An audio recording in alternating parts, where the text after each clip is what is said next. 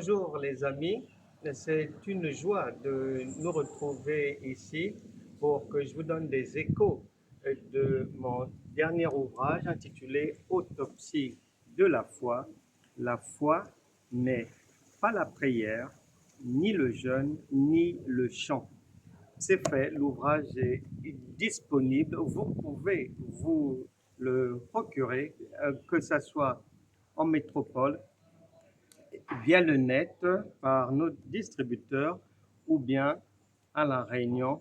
Vous avez nos coordonnées, il y a l'adresse mail et le numéro de téléphone pour vous procurer cet ouvrage également disponible à la librairie Autrement du côté de Saint-Pierre.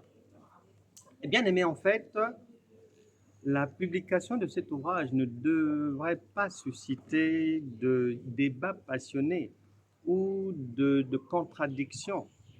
Pourquoi? Parce que les intellectuels païens ont convenu de dire dans tous les dictionnaires que la foi, il lui attribue une définition, la prière, une autre définition, le jeûne, une autre définition, et le chant, une autre définition. Rien que sur cette base, il ne peut pas y avoir débat. Lorsque je dis que la foi n'est pas la prière, ni le jeûne, ni le chant, il ne peut pas y avoir débat. Rien qu'au niveau simplement réflexion intellectuelle et culture générale. Maintenant, lorsqu'on vient dans les Écritures, parce que cet ouvrage est le produit d'une inspiration divine pour aider le plus grand nombre de croyants à sortir de la malédiction, de l'égarement, des ténèbres, de l'envoûtement, de l'ignorance. Car dans la parole de Dieu, la foi n'est pas la prière également. Et tout au long des 152 pages qui meublent cet ouvrage, vous avez l'opportunité enfin de connaître la vérité et réellement ce que Dieu appelle la foi, la prière, le jeûne et le chant. Mais au-delà de la compréhension dans la pensée de Dieu, de la différence, des différences qui existent entre foi, prière, jeûne et chant, qui vient confirmer ce que les païens disent dans les dictionnaires. Au-delà de cela, l'objectif de cet ouvrage est aussi d'aider quiconque à grandir dans la foi. Pourquoi? Parce que la plupart des croyants demeurent des éternels enfants. Et ils se disent enfants de Dieu, éternellement. Alors que tu découvriras dans Autopsie de la foi que non, dans la pensée de Dieu, un enfant qui vient au monde, physiquement ou spirituellement, n'est pas appelé à demeurer ad vitam aeternam enfant. Non. Il est appelé à grandir. Enfant, ensuite fils, et ensuite père. Pourquoi? Parce que ça soit physiquement ou spirituellement, le Seigneur Jésus est venu nous montrer le modèle. Un père, lui qui est notre père aussi, un père finit toujours par laisser la place à ses enfants à un moment donné, tôt ou tard. Donc, il est inconcevable que sous le prétexte d'être enfant de Dieu, que l'on puisse demeurer enfant éternellement. Non. Le Seigneur Jésus a dit, à un moment donné, lui, il est venu comme nous tous. Il a commencé en tant qu'enfant, mais au fur et à mesure du temps, en Luc chapitre 2, il est dit qu'il a grandi, il croissait en stature, maturité, en sagesse, et au final, d'enfant, il est passé à fils et ensuite à père. Puisque en Jean chapitre 10, verset 30, il précise bien que le Père et lui c'est la même personne. Maintenant, quiconque est né de nouveau doit suivre le même cheminement. Non pas rester éternellement enfant, enfant de Dieu, quémander, demander, prier, jeûner. Non. La prière de la foi dont parle Jacques, en Jacques chapitre 5, c'est pour les enfants. Mais le Fils, il est passé à autre chose. Il est passé à la foi. Il a mis la prière de côté et il progresse, il avance avec la foi. C'est pour ça que Jésus a dit aux centeniers romains, va qu'il te soit fait selon ta foi. Il a dit à la femme à la perte de sang, Luc chapitre 8, verset 43, à partir de là, que ta foi t'a guéri. Il a dit à Bartimée, évangile de Marc chapitre 10, à partir du verset 46, et tu descends. Là-bas, il est dit que ta foi t'a sauvé. Donc, une personne qui a grandi ne reste plus dans la prière parce que c'est une autre étape. C'est une étape qui fait partie du cursus de croissance spirituelle et même cursus de croissance physique. Parce que un enfant, il demande à maman pour manger, pour boire, pour se vêtir et tout, mais à un certain âge, il prend le bus seul. Il n'a plus besoin de sa mère. Il peut aller au magasin seul, il va au cinéma seul, il se promène seul, il n'a plus besoin de sa maman. Dans la parole de Dieu, c'est pareil. C'est pour ça que dans Ésaïe chapitre 9, verset 5, on prophétise sur la trajectoire que tu devras suivre après avoir pris le modèle sur le Seigneur Jésus. Un enfant nous est né, ensuite un fils nous est donné, et plus loin on vient dire, il devient Dieu puissant, Père éternel.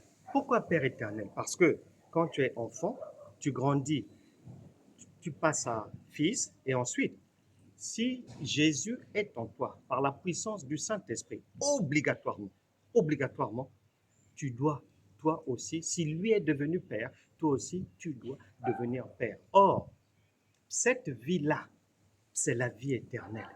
Donc, tu deviens aussi Père éternel. Quelle contradiction chez les enfants de Dieu. Lorsque Galates chapitre 2, verset 20 stipule que ce n'est plus moi qui vis, c'est-à-dire si tu dis que tu es enfant de Dieu. Galates 2, 20 dit, ce n'est plus toi qui vis, mais c'est Christ qui vit en toi. Or, Christ, lui, et le Père, ils font un. Donc, il est Dieu. Mais le fait de refuser d'assumer sa responsabilité paternelle, parce qu'un père de famille, il s'occupe et de lui-même et des autres. Il n'a pas vocation à faire appel à sa mère qui est déjà décédée, à son père qui est déjà décédé. On lui a laissé un héritage, il s'assume avec cet héritage. Quelle contradiction! Dans notre famille de croyants, que les enseignements et la pratique consistent à faire comprendre aux gens depuis des décennies de demeurer, que nous sommes appelés à demeurer enfants éternellement. Faux et archi-faux. La trajectoire est bien tracée. Enfant, fils et père qui assume entièrement sa divinité. Évangile de Jean chapitre 10, verset 34. J'avais dit, vous êtes des dieux. Psaume chapitre 82, verset 6. J'ai dit, vous êtes des dieux. Matthieu chapitre 5, verset 13 à 14. Sel de la terre, lumière du monde. Il n'y a qu'un Dieu pour être cela. Où en es-tu avec ta divinité? Pourquoi tu restes en bas, dans l'enfance, dans la petite enfance, à la crèche spirituelle, à la maternelle spirituelle? Pourquoi est-ce que tu ne grandis pas? Pourquoi vous restez à l'école primaire spirituelle? Et vous démissionnez de vos responsabilités divines. C'est le refus de son héritage. Romain dit que vous êtes héritier de Dieu et co-héritier de Christ. Un héritier n'est pas appelé à souffrir. Une fois qu'il hérite la maison, il n'a plus de problème de loyer. Qu'il hérite d'un véhicule, il n'a plus de problème de déplacement. Qu'il hérite une pension donnée, une bourse donnée, il n'a plus de problème financier. L'ignorance, l'absence de révélation, le manque de connaissance du plus grand nombre prévu par Jésus-Christ en Matthieu chapitre 13 et sur bien d'autres passages encore, plonge, Jésus a dit, que vaste, large est la voie qui mène à la perdition et nombreux s'y jettent. Et infime, étroite est celle qui mène à la vie, celle qui permet à quelqu'un de vivre réellement sa divinité et son héritage. Jésus dit, très peu prennent cette voie. Autopsie de la foi est là pour t'ouvrir cette voie, pour te proposer cette voie. La voie de la vie, la voie de la réussite, la voie du succès sans souffrir, la voie de la guérison divine, de la délivrance sans douleur, sans verser une seule larme. Le fait de toujours demeurer éternellement enfant donne la réalité suivante. 2 points. En Afrique, par exemple, une multitude, un nombre incalculable d'églises locales, de chrétiens. Il n'y a pas plus de chrétiens au monde que sur le continent africain. Il n'y a pas plus d'églises sur cette planète Terre que sur le continent africain. Depuis des décennies, les gens jeûnent, les gens prient, les gens chassent les démons, les gens hurlent, les gens crient, les gens enseignent, les gens prêchent. Je te donne le résultat. Je l'ai mis dans l'avant-propos de mon précédent ouvrage intitulé « Ainsi est la foi ». J'ai dit, toute cette réalité, ces jeûnes interminables, ces prières, ces chansons matin, midi, soir, dans une rue, il y a 30 églises locales, des jeûnes, des chaînes de prières à répétition, sans fin. Résultat, 2 points. Généralement, ils n'ont pas de route, ils n'ont pas d'eau courante, ils n'ont pas d'électricité, ils n'ont pas d'hôpitaux, les retraités n'ont pas leur pension de retraite, les étudiants n'ont pas leur bourse, les salariés, il y a des pays où ils ont atteint 100 mois d'arriérés de salaire. Il y a des pays où des entreprises, d'États, des administrations, 75 mois d'arriérés de salaire. Le chaos total. Il y a même des États en cessation de paiement. Pire, tous ces chrétiens, ces millions, ces centaines de millions de chrétiens, au-dessus de leurs chefs, leurs ministres, leurs chefs d'État, sont toujours des païens, des criminels, des ennemis de Dieu. Comment est-ce qu'une maman peut abandonner ses enfants entre les mains des loups? Non, ce n'est pas possible.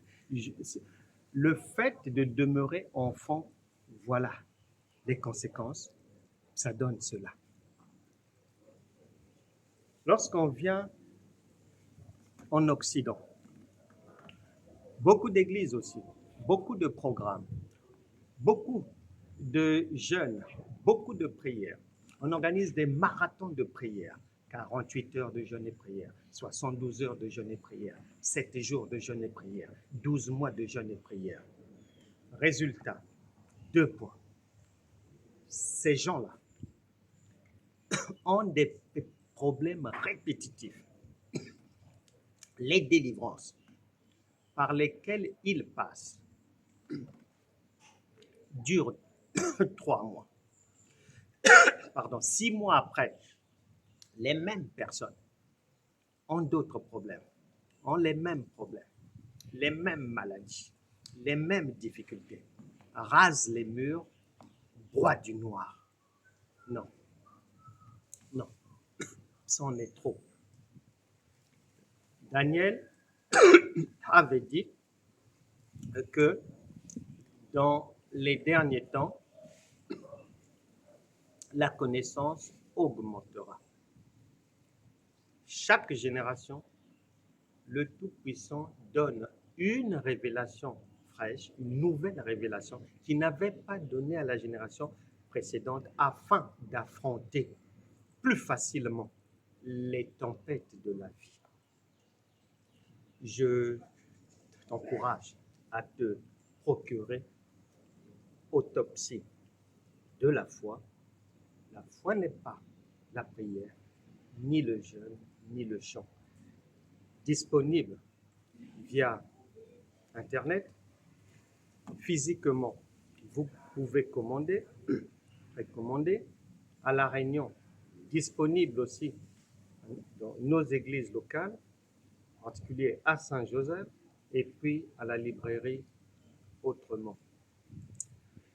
Ensuite, vous pouvez croître, vous pouvez apprendre beaucoup de choses en allant sur École de la foi Franck Cana TV, qui est une école à votre disposition 24 heures sur 24 pour sortir de l'ignorance, pour sortir des sentiers battus de la chrétienté vile.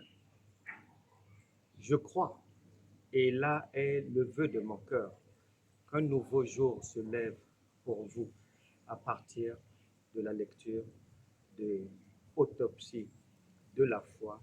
La foi n'est pas la prière, ni le jeûne, ni le chant. Que Dieu vous bénisse. Je poursuis ma lecture.